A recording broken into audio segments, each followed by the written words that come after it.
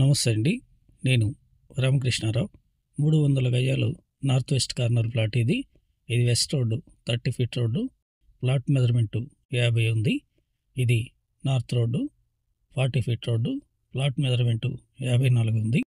North west corner LRS కూడా apply చేస్తుంది 1000 రూపాయలు. ఇది తుఫ్రాన్పేట దగ్గర విజయవాడ హైవేలో ఉన్న వ్యూ.